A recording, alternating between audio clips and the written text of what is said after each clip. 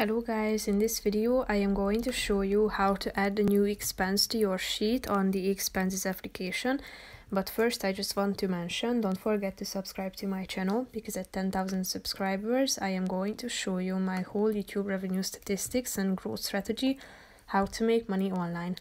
Let's jump into it. First of all, open the app on your phone. After that, you should go to your home page and select the sheet to which you want to add your expense. So tap on it. Then click on the plus icon down below in the right side corner.